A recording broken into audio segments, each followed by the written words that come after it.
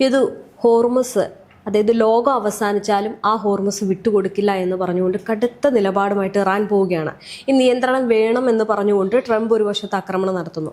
സത്യത്തിൽ ഈ ഐക്യരാഷ്ട്രസഭയിൽ ഇറാന്റെ അംബാസിഡർ അവിടുത്തെ കാര്യങ്ങൾ വ്യക്തമാക്കിക്കൊണ്ട് ഒരു നിലപാടെടുത്തിരിക്കുകയാണ്. കുഴിബോംബുകൾ നീക്കം ചെയ്യാനോ അല്ലെങ്കിൽ അവരുടെ കപ്പലുകൾ മാറ്റാനോ ഒന്നും തന്നെ അവർ മുതിരുന്നില്ല. ആ കപ്പൽ നിയന്ത്രണം അതേപോലെ തന്നെ കൊണ്ടുപോവുകയാണ്. അങ്ങനെയാണെങ്കിൽ എന്തായിരിക്കും ഒരു പരിഹാരം? കാരണം ഇറാൻ പറഞ്ഞൊരു വാക്കെന്ന് പറയുന്നത് ലോകം അവസാനിച്ചാൽ പോലും ഈ ഹോർമസ് വിട്ടുകൊടുക്കില്ല എന്ന് പറയുന്നതാണ്. ഇറാൻ തീരുമാനിച്ചുറപ്പിച്ചിട്ട് തന്നെയാണ്. അതായത് രേഷ്മ പറഞ്ഞതുപോലെ ലോകം അവസാനിച്ചാലും ഹോർമസ് വിട്ടുകൊടുക്കില്ല എന്ന നിലപാട് ഇറാൻ പലയിടങ്ങളിലായി ഇതോടകം പ്രഖ്യാപിച്ചു കഴിഞ്ഞു.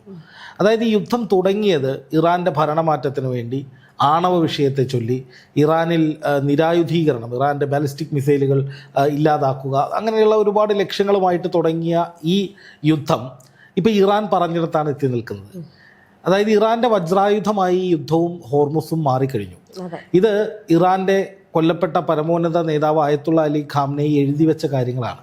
അതാണ് ഇതിൽ ഏറ്റവും വലിയ ഒരു വൈരുദ്ധ്യം അല്ല, ഒരു വിരോധാഭാസം. അതായത് അമേരിക്കയും ഇസ്രായേലുമാണ് യുദ്ധം തുടങ്ങി വെച്ചതെങ്കിലും ഈ യുദ്ധം അവരുടെ കുഞ്ഞാണെങ്കിലും അതെങ്ങനെ വളരണം, എങ്ങനെ പോകണം, എവിടെ എത്തി നിൽക്കണം എന്നത് ഖാംനെയി നേരത്തെ എഴുതി വെച്ചിട്ടുണ്ട്.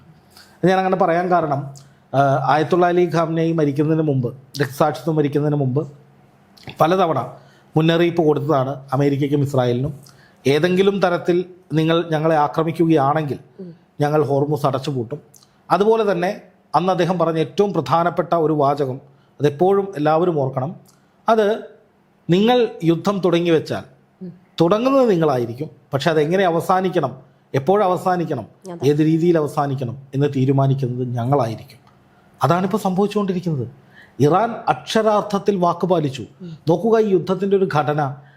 ഇസ്രായേലും അമേരിക്കയും ഇറാന് നേരെ ആക്രമണം നടത്തിയിട്ട് ലോകത്തോട് പറയുകയാണ് ഇറാനിൽ ഭരണമാറ്റം ഉണ്ടാകുന്നു, ഇറാനിലെ ജനങ്ങൾ സ്വതന്ത്രരാകുന്നു, ഇറാന് സ്വാതന്ത്ര്യം കിട്ടുന്നു, ഹോർമൂസിന് എൻ്റെ പേരിടുന്നു എന്ന് വരെ ഒരു ഘട്ടത്തിൽ ട്രംപ് പറഞ്ഞാണ്. അപ്പോൾ അങ്ങനെയുള്ള ഒരുപാട് സ്വപ്നങ്ങളും പ്രതീക്ഷകളുമായിട്ട് ഇറാന് നേരെ ഇറങ്ങി പുറപ്പെട്ട അമേരിക്കയും ഇസ്രായേലും ഇപ്പോൾ ഇറാൻ വരച്ച വരയിലാണ് നിന്ന് അങ്ങോട്ടും ഇങ്ങോട്ടും ആടിക്കളിക്കുന്നത്. പ്രത്യേകിച്ച് American president Donald Trump Hormuz വിട്ട് പോകാൻ കഴിഞ്ഞ കുറേ മാസങ്ങളായിട്ട് അമേരിക്കയ്ക്ക് കഴിയുന്നില്ല. ആദ്യഘട്ടത്തിൽ ഇറാനും ഇറാൻ്റെ ആണവ പദ്ധതികളും ആണവ നിലയങ്ങളും ഇറാൻ്റെ ബാലിസ്റ്റിക് മിസൈലുകളും ഒക്കെയായിരുന്നു വിഷയം. ഇപ്പം അതേക്കുറിച്ചൊന്നും ട്രംപ് മിണ്ടുന്ന പോലുമില്ല. ആ വിഷയത്തെ നേരെ സ്വിച്ച് ചെയ്ത് ഹോർമൂസിൽ കൊണ്ട് നങ്കൂരമിട്ട് അവിടെ കിടത്താൻ ഇറാന് കഴിഞ്ഞു എന്നുള്ളതാണ്. ഇത് ഈ ഹോർമൂസ് ഇറാൻ്റെ വജ്രായുധമാണ് എന്ന് ഞാൻ പറയുന്നതിൽ ഏറ്റവും പ്രധാനപ്പെട്ട കാര്യം. ഇപ്പോൾ ഇറാൻ്റെ പ്രതിനിധി ഐക്യരാഷ്ട്ര സംഘടനയിൽ പറഞ്ഞൊരു പ്രധാനപ്പെട്ട കാര്യമുണ്ട്. അതിൽ പറയുന്നത് ഒരു കാരണവശാലും ഹോർമൂസിലെ നിയന്ത്രണം ഞങ്ങൾ അവസാനിപ്പിക്കില്ല. അതായത് അമേരിക്കൻ കപ്പലുകളല്ല, ഏത് കപ്പലുകളായാലും അതിലെ പോകണമെങ്കിൽ ഞങ്ങൾ പറഞ്ഞ വഴിക്കേ പോകാൻ പാടും, ഞങ്ങൾ നിയന്ത്രിക്കുന്നത് പോലെ നടക്കാൻ പാടും, അവിടുത്തെ മൈനുകൾ നീക്കം ചെയ്യാനാണെങ്കിലും ഞങ്ങൾ പറഞ്ഞതേ ചെയ്യാൻ പറ്റൂ. അങ്ങനെ പരിപൂർണമായി ഇതൊരു പക്ഷേ ലോകത്ത് മനുഷ്യനിർമ്മിതമായിട്ടുള്ള കനാലുകൾ എന്ന് പറയുന്നത് സൂയസ് കനാലും പനാമ കനാലുമാണ്. ബാക്കി ഇതുപോലെയുള്ള ഈ കടലെടുക്കുകൾ എന്ന് പറയുന്നത് ബാബൽ മന്ദബ് കടലെടുക്കായിക്കോട്ടെ, ഈ പറയുന്ന നമ്മുടെ ഹോർമുസ് കടലെടുക്കായിക്കോട്ടെ, ഇതൊക്കെ സ്വാഭാവികമായിട്ടുള്ള കടലെടുക്കുകളാണ്. അപ്പോൾ ഇതിൻ്റെ ഉത്തരവാദിത്വം അല്ലെങ്കിൽ ഇതിൻ്റെ പരിപൂർണമായ നിയന്ത്രണം ഒരു രാജ്യത്തിനും ഇതുവരെ അവകാശപ്പെടാൻ കഴിഞ്ഞിട്ടില്ല, അല്ലെങ്കിൽ ചെയ്യാറില്ല. പക്ഷേ ഇവിടെ ആദ്യമായിട്ട് ഒരു മനുഷ്യനിർമ്മിതമല്ലാത്ത കനാലിൻ്റെ അല്ലെങ്കിൽ ഒരു കടലെടുക്കിൻ്റെ പൂർണ്ണമായ നിയന്ത്രണം ഞങ്ങൾക്ക് വേണമെന്ന് ഇറാൻ പറയുന്നത് അത് അമേരിക്ക കൊടുത്ത ഐഡിയയാണ്. അതായത് ഇത്രയും കാലമായിട്ട്, അതായത് ഇറാനിൽ ഇസ്ലാമിക വിപ്ലവം വന്ന 1979 മുതൽ ഇന്ന് ഈ കാലയളവ് വരെ ഈ ഹോർമൂസ് കടലെടുക്കെന്ന് പറയുന്നത് ഇറാനോട് ചേർന്ന് കിടക്കുന്നത് തന്നെയാണ്. ഇറാനും UAE-യും അതുപോലെ തന്നെ ഒമാനും, ഈ 3 തീരങ്ങളോടാണ് ചേർന്ന് കിടക്കുന്നത്. ഏറ്റവും കൂടുതൽ ഈ കപ്പൽ പാത ചേർന്ന് കിടക്കുന്നത് ഇറാനുമായിട്ടാണ്. ഇത്രയും വർഷം ഇസ്ലാമിക റിപ്പബ്ലിക് ഭരണം ഇറാനിൽ വന്ന് ഇത്രയും കാലമായിട്ടും ഈ കടലെടുക്ക് ഇറാനോട് ചേർന്ന് തന്നെ ഉണ്ടായിരുന്നു. പക്ഷെ അവിടെ ഇറാനൊരു നിയന്ത്രണവും ഉണ്ടായിരുന്നില്ല. ഇത് സ്വതന്ത്രമായി കപ്പലുകൾ വിഹരിച്ച് നടന്നിരുന്ന സ്ഥലമായിരുന്നു. അവിടെയാണ് ഇപ്പോൾ ഇറാൻ പരിപൂർണമായി നിയന്ത്രണം വേണം, അല്ലെങ്കിൽ അത് മുഴുവനായിട്ട് ഇറാൻ്റെ കാൽ കീഴിലേക്ക് കൊണ്ടുവരുന്നത്. അത് ഇറാന് ലഭിച്ച ഒരു തിരിച്ചറിവാണ്. അല്ല എന്നുണ്ടെങ്കിൽ ട്രംപ് നൽകിയൊരു ബോധോദയമാണ്. ഇറാൻ്റെ വജ്രായുധം എന്ന് പറയുന്നത് അവരുടെ ഡ്രോണുകളോ മിസൈലുകളോ ബോംബുകളോ ആണവശേഷിയോ ഒന്നുമല്ല. ഒരുപക്ഷെ ആണവശേഷിയുടെ കാര്യത്തിൽ പോലും ഇറാൻ വിട്ടുവീഴ്ചയ്ക്ക് തയ്യാറായിട്ടുണ്ട്. ഹോർമുസിൻ്റെ കാര്യത്തിൽ ഒരിക്കൽ പോലും ഒരു വിട്ടുവീഴ്ചയ്ക്ക് ഇറാൻ തയ്യാറായിട്ടില്ല. അതിൻ്റെ കാരണമെന്ന് പറയുന്നത്, ഇപ്പോൾ കരാറിൽ ഒപ്പിട്ടെങ്കിൽ പോലും ആത്യന്തികമായി അതിൻ്റെ നിയന്ത്രണം തങ്ങളിലാണ് എന്ന് തെളിയിക്കാൻ വേണ്ടിയിട്ടാണ് തങ്ങൾ പറഞ്ഞ പാതയ്ക്ക് വിരുദ്ധമായി കപ്പലുകൾ മറ്റൊരു പാതയിലൂടെ പോയപ്പോൾ ഇറാൻ ആക്രമിച്ചത്. അപ്പം അമേരിക്ക കൊടുത്ത ഒരു തിരിച്ചറിവ്, പണ്ട് ഇറാൻ അതിനെക്കുറിച്ച് ബോധമുണ്ടായിരുന്നു, പക്ഷേ പല യുദ്ധഘട്ടങ്ങളിലും ഹോർമൂസ് അടയ്ക്കണം എന്ന തരത്തിലൊക്കെ ഇറാൻ ചിന്തിച്ചിരുന്നു, വെല്ലുവിളിച്ചിരുന്നുവെങ്കിലും അത് പ്രാവർത്തികമാക്കിയത് അമേരിക്ക ഇറാനെ ആക്രമിച്ചപ്പോഴാണ്. അപ്പോൾ ശരിക്കും പറഞ്ഞാൽ അമേരിക്ക നൽകിയ ഒരു തുറുപ്പ് ചീട്ട് പിടിച്ചാണ് അത് തങ്ങളുടെ വജ്രായുധമാക്കി ഇറാൻ മാറ്റിയത്. അതുകൊണ്ട് തന്നെ ഒരു കാരണവശാലും അമേരിക്കയ്ക്ക് എളുപ്പത്തിൽ ഇത് അഴിക്കാൻ പറ്റില്ല. അവിടെ ആ കടലിടുക്ക് തുറന്നു കൊടുത്തുകൊണ്ട്, അല്ലെങ്കിൽ ആ ഹോർമൂസ് കടലിടുക്ക് തുറന്നു കൊടുത്തുകൊണ്ട് തങ്ങളുടെ പരിധിയിലേക്ക് ഹോർമൂസ് കടലിടുക്ക് കൊണ്ടുവന്ന് പണ്ട് ഹോർമൂസ് എങ്ങനെയായിരുന്നോ അതുപോലെ എത്തിക്കാൻ ഒരിക്കലും അമേരിക്കയ്ക്ക് ഇനി കഴിയില്ല എന്ന് തന്നെയാണ് ഇപ്പോഴത്തെ സാഹചര്യത്തിൽ പറയേണ്ടത്. ഇത് ഇപ്പോൾ പറഞ്ഞതുപോലെ തന്നെ ഹോർമുസ് വജ്രായുധമായിട്ട് മാറുമ്പോൾ മറ്റൊരു കാര്യം അവിടെ ശ്രദ്ധിക്കണം. കാരണം ഈ യുദ്ധം തുടങ്ങുന്ന സമയത്ത് ഇസ്രയേലും അമേരിക്കയും കൂടി ചിന്തിച്ചത് അവരുടെ പരമാധികാരം കീഴ്പ്പെടുത്താം, അതിനു വേണ്ടിയിട്ട് അവിടുത്തെ ജനതയെ ഭിന്നിപ്പിക്കാം എന്നുള്ളതാണ്. പക്ഷെ അക്ഷരാർത്ഥത്തിൽ ആ ഒരു കാര്യത്തിന് കൃത്യമായിട്ടുള്ള മറുപടി ഉണ്ടായത് ഈ പറയുന്ന വിലാപയാത്രയിലാണ്. അതായത് കോടിക്കണക്കിന് ജനങ്ങൾ ഈ വിലാപയാത്രയിൽ കണ്ണീരോടെ വളരെ വികാരനിർഭരരായിട്ട് ഒരു മുദ്രാവാക്യം വിളിക്കുകയാണ്. എന്താണ് ആ മുദ്രാവാക്യം എന്ന് ചോദിച്ചു കഴിഞ്ഞാൽ നെതന്യാഹുവിനെ കൊല്ലണം, ട്രംപിനെ കൊല്ലണം. അതായത് ഇറാൻ ഭരണകൂടം മാത്രമല്ല, ആ ജനങ്ങൾ ഒറ്റക്കെട്ടായിട്ട് ഈ യുദ്ധത്തെ നോക്കി കാണുന്നു. ആ ജനം മൊത്തത്തിൽ ഒരുമിച്ച് വരുമ്പോൾ ഈ ഒരു യുദ്ധത്തിന്റെ ഗതി എങ്ങോട്ടേക്കായിരിക്കും പോകുന്നത്? ഗതി എന്ന് പറയുന്നത് ഇനി ഇറാന്റെ ഭരണകൂടം വിചാരിച്ചാൽ പോലും ഈ യുദ്ധത്തിൽ നിന്ന് പിന്മാറാൻ കഴിയില്ല. അങ്ങനെ ഒരു അവസ്ഥയിലേക്ക് കാര്യങ്ങൾ എത്തിയിട്ടുണ്ട്. അതായത് ആയത്തുള്ള അലി ഖാംനെയിയെ കൊലപ്പെടുത്തി, 40-ലധികം സീനിയർ ഉന്നതരെ അവിടെ കൊലപ്പെടുത്തി. അതിനുശേഷം ഖാംനെയിയുടെ സംസ്കാര ചടങ്ങ്, അത്രയും വൈകാരികമായൊരു ചടങ്ങ് നടക്കുമ്പോഴും അതിന് നേരെ ആക്രമണം നടത്തുന്ന വിധത്തിൽ ഇറാൻ്റെ പല ഭാഗങ്ങളിലും നിരന്തരമായി യുദ്ധം നടത്തി, ആക്രമണം നടത്തി. അങ്ങനെ ഇറാൻ ജനതയുടെ മുഴുവൻ പകയും അമേരിക്കയും ഇസ്രായേലും വാങ്ങിക്കൂട്ടിയിട്ടുണ്ട് എന്നുള്ളതാണ് ഏറ്റവും പ്രധാനപ്പെട്ട വസ്തുത. ഇസ്രായേലും അമേരിക്കയും ഇറാനിലേക്ക് ആക്രമണം നടത്തിയത് ഇറാനെ ഭിന്നിപ്പിക്കാനും അവിടുത്തെ ഭരണം പിടിക്കാനും ആ നാട്ടിലൊരു കലാപം ഉണ്ടാക്കാനും ഒക്കെ ആയിരുന്നുവെങ്കിൽ ഇപ്പോൾ കാര്യങ്ങൾ നേരെ തിരിഞ്ഞു. അവിടെ വലിയ തോതിലുള്ള ഒരു ഐക്യം ഉണ്ടായിട്ടുണ്ട്. ഈ ഐക്യമെന്ന് പറയുന്നത് അവിടുത്തെ ഇസ്ലാമിക ഭരണകൂടം ഉണ്ടായിരുന്ന സമയത്ത്, ആക്റ്റീവായിരുന്ന സമയത്ത്, ഇപ്പോൾ ഭരണമില്ല എന്നല്ല, പക്ഷെ അവിടെ യുദ്ധമില്ലാതെ ഭരണം ആക്റ്റീവായിട്ടുണ്ടായിരുന്ന സമയത്ത്, ആ സമയത്ത് ഉണ്ടായിരുന്ന ഐക്യത്തേക്കാൾ 10 മടങ്ങ് ഐക്യം ഈ അമേരിക്ക കാരണം, ഈ യുദ്ധം കാരണം അവിടെ ഉണ്ടായിട്ടുണ്ട്. ഇപ്പോൾ ജനങ്ങൾ നോക്കുക, ഇപ്പോൾ ചില മാധ്യമങ്ങളിൽ വന്നിരിക്കുന്ന കണക്ക് പ്രകാരം ഏതാണ്ട് 2 കോടിയോളം ജനങ്ങൾ പല സമയങ്ങളിലായി 6 ദിവസം കൊണ്ട് നടന്ന ഈ പറയുന്ന ഈ സംസ്കാര ശുശ്രൂഷ ചടങ്ങുകളുടെ ഭാഗമായിട്ടുണ്ട്. അത്രയും വരുന്ന ജനങ്ങളെന്ന് പറയുന്നത് ആ ജനസംഖ്യയുടെ ഏതാണ്ട് 0.25% ആളുകൾ വരും. അത്രയും ആളുകൾ ആക്റ്റീവായിട്ട് ഈ സംസ്കാര ശുശ്രൂഷ ചടങ്ങിൽ പങ്കെടുക്കുകയും അമേരിക്കയ്ക്കും ഇസ്രായേലിനുമെതിരെ മുദ്രാവാക്യം മുഴക്കുകയും ആ സൈന്യത്തോട്, IRGCയോട് ചേർന്ന് ഒരു യുദ്ധമുനമ്പിലേക്ക് പോകാൻ പോലും സന്നദ്ധരാണ് എന്ന നിലപാട് സ്വീകരിക്കുകയും ചെയ്യുമ്പോൾ ആ തീ, അതായത് ഒരു പോരാട്ട വീര്യം അല്ലെങ്കിൽ സ്വന്തം രാജ്യത്തിൻ്റെ ആത്മാഭിമാനവും പരമാധികാരവും സംരക്ഷിക്കണമെന്ന തീവ്രമായ നിലപാട്, അതൊക്കെ ആ ജനങ്ങൾക്കിടയിലേക്ക് കാട്ടുതീ പോലെ പടർന്നിട്ടുണ്ട് എന്നുള്ളതാണ് അതിൻ്റെ അർത്ഥം. അത് തന്നെയാണ് ഇറാൻ്റെ ഭരണകൂടമായാലും IRGC ആയാലും ഹോർമൂസിലും പയറ്റുന്നത്. ഇപ്പോൾ ഹോർമൂസിൽ ഒരു കപ്പൽ തടയുകയാണെന്ന് വിചാരിക്കുക, ഒരു എണ്ണ ടാങ്കർ ആയിക്കൊള്ളട്ടെ, കണ്ടെയ്നർ ഷിപ്പ് ആയിക്കൊള്ളട്ടെ, വേറെ ഏത് തരത്തിലുള്ള കപ്പലോ ആയിക്കൊള്ളട്ടെ, അത് ഹോർമൂസിൽ ഇറാൻ തടഞ്ഞു വയ്ക്കുകയോ ഇറാൻ ആക്രമിക്കുകയോ ചെയ്താൽ അതിന് ബദലായിട്ട് ഒന്നും ചെയ്യാൻ അമേരിക്കയ്ക്കോ നാറ്റോ സഖ്യത്തിനോ കഴിയുന്നില്ല. അപ്പോൾ കഴിഞ്ഞ ദിവസം നാറ്റോയുടെ യോഗം നടന്നു അങ്കാറയിൽ.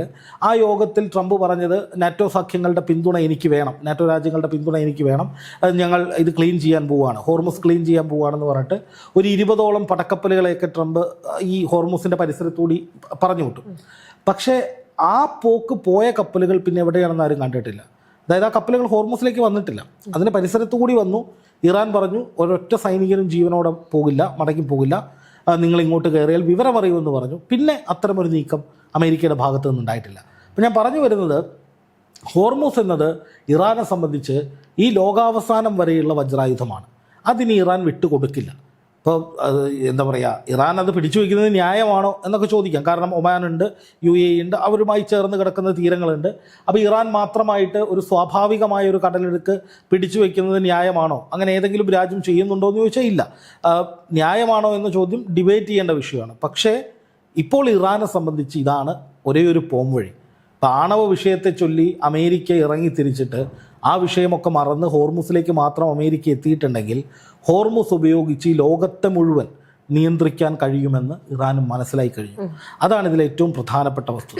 അപ്പോൾ ഇത് പരിഹരിക്കുക എങ്ങനെയാണെന്ന് ചോദിച്ചു കഴിഞ്ഞാൽ ഇത് ഗൾഫ് രാജ്യങ്ങൾ വിചാരിച്ചാൽ മാത്രമേ ഇത് പരിഹരിക്കാൻ കഴിയൂ. ഇറാനും പറയുന്നത് അതാണ്. അതായത് ഇപ്പോൾ 5-6 അറബ് രാജ്യങ്ങൾ, GCC രാജ്യങ്ങൾ, UAE, Qatar, Oman, Bahrain, Kuwait, Saudi, ഈ 6 രാജ്യങ്ങളും ഇറാനും വേണ്ടി വന്നാൽ ഇറാഖും കൂട്ടാം.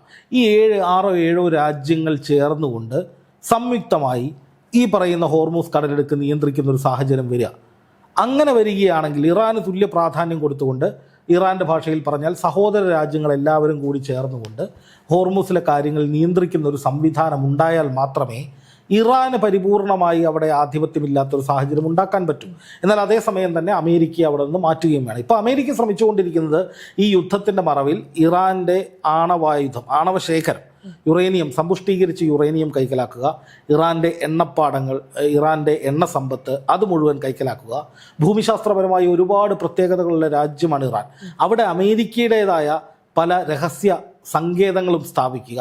ഇനി സൈനിക താവളങ്ങളാണെങ്കിൽ തന്നെ അങ്ങനെയും സ്ഥാപിക്കാം. കാരണം അങ്ങനെയും ചിന്തിക്കാം അമേരിക്കയ്ക്ക്. കാരണം അമേരിക്കയുടെ ഏറ്റവും പ്രധാനപ്പെട്ട ബങ്കർ ബസ്റ്റർ ബോംബുകൾ ഉപയോഗിച്ചിട്ട് പോലും ഇറാൻ്റെ കുന്നുകൾക്കടിയിലുള്ള ആണവ കേന്ദ്രങ്ങളെ തൊടാൻ കഴിഞ്ഞില്ല. അപ്പോൾ അത്രത്തോളം പ്രതിരോധശേഷിയുള്ള രഹസ്യ കേന്ദ്രങ്ങൾ ഇറാന് അവരുടെ ഭൂമിയിൽ സ്ഥാപിക്കാൻ സാധിച്ചിട്ടുണ്ട്.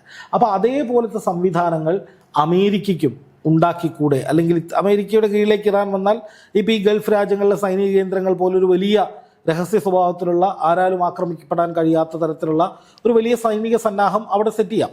അപ്പോൾ അങ്ങനെ പല ഗുണങ്ങളും അമേരിക്കയ്ക്ക് ഇറാൻ തങ്ങളുടെ വരുതിയിൽ വന്നാൽ, അല്ലെങ്കിൽ ഇറാൻ്റെ ഭരണം തങ്ങളുടെ കൈകളിലേക്ക് വന്നാൽ അമേരിക്കയ്ക്ക് ചെയ്യാൻ കഴിയും. ഇതായിരുന്നു അമേരിക്കയുടെ ലക്ഷ്യം. പക്ഷേ അത് നടക്കില്ല എന്ന് ബോധ്യപ്പെടുന്നിടത്താണ് വീണ്ടും വീണ്ടും ഇറാനെ ആക്രമിച്ച് എങ്ങനെയെങ്കിലും വരുതിയിലാക്കാനുള്ള ശ്രമങ്ങൾ നടന്നുകൊണ്ടിരിക്കുന്നത്.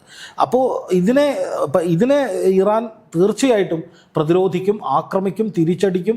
അതിലൊന്നും ഇറാൻ ഒരു വിട്ടുവീഴ്ചയില്ല. ഇറാൻ തുടക്കം മുതലെടുത്ത നിലപാടിൽ 1% പോലും എവിടെയും പിന്നോട്ട് പോയിട്ടില്ല. അപ്പോൾ അതുകൊണ്ട് തന്നെ ഇറാൻ ഇങ്ങനെ ആക്രമിച്ചുകൊണ്ടും പ്രതിരോധിച്ചുകൊണ്ടും അമേരിക്കൻ സൈനിക കേന്ദ്രങ്ങളിലേക്ക് അടിച്ചുകൊണ്ടിരിക്കും. ഇന്നും അമേരിക്കയുടെ പല സൈനിക കേന്ദ്രങ്ങളിലേക്കും ആക്രമണങ്ങളും നാശനഷ്ടം ഉണ്ടാക്കിയിട്ട് വിവരം വന്നിട്ടുണ്ട്.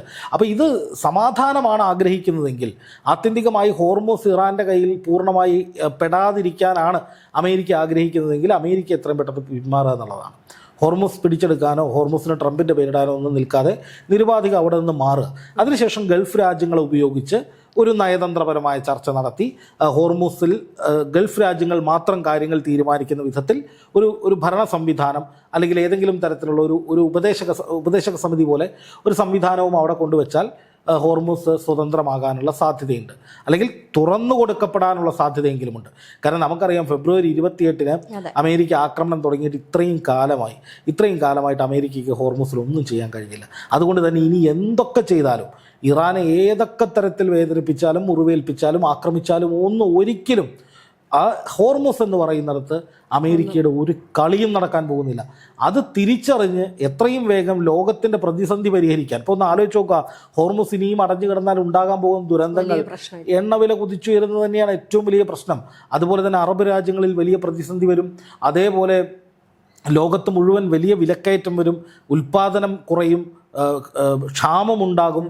അത് പിന്നെ ലോകത്തിൻ്റെ സമ്പദ് വ്യവസ്ഥയെയും അതുപോലെ മറ്റ് പല മേഖലകളെയും, വ്യാവസായിക മേഖലയൊക്കെ തകർക്കുന്ന വിധത്തിലേക്ക് വല്ലാത്ത രീതിയിൽ ആളുകൾ നമ്മളൊക്കെ അനുഭവിക്കും. ഇപ്പം നമുക്ക് ഈ ഹോർമൂസിൽ പ്രശ്നം ഉണ്ടായപ്പോൾ നമുക്ക് 3 തവണയാണ് പെട്രോൾ വില കൂടിയത്. അതുപോലെ ഹോട്ടലുകളിൽ ഭക്ഷണ സാധനങ്ങൾക്ക് വില കൂടി. ഈ കൂടിയ സാധനമൊന്നും കുറയുന്നുമില്ല. അതാണ് ഇതിൻ്റെ മറ്റൊരു പ്രശ്നം. ഒരു 100 രൂപ കൂടിയിട്ടുണ്ടെങ്കിൽ 10 രൂപയായിരിക്കും കുറയാൻ പോകുന്നത്. അപ്പോൾ അത് പിന്നെ അങ്ങോട്ട് നമ്മളിതും കലാകാലങ്ങളിൽ നമ്മളിത് അനുഭവിച്ചുകൊണ്ടിരിക്കേണ്ടി വരും. അപ്പോൾ അതിലും നല്ലത് ലോകത്തിന് മുഴുവൻ പണി കൊടുക്കാതെ ഈ ഇറാനെ ഹോർമൂസിൽ കീഴടക്കാൻ കഴിയില്ല എന്ന് യാഥാർത്ഥ്യം തിരിച്ചറിഞ്ഞ് അമേരിക്ക പിന്മാറി ഗൾഫ് രാജ്യങ്ങളെ ഉപയോഗിച്ച് ഒരു സെറ്റിൽമെൻറ്റിൽ എത്തുന്നതായിരിക്കും ഉചിതം.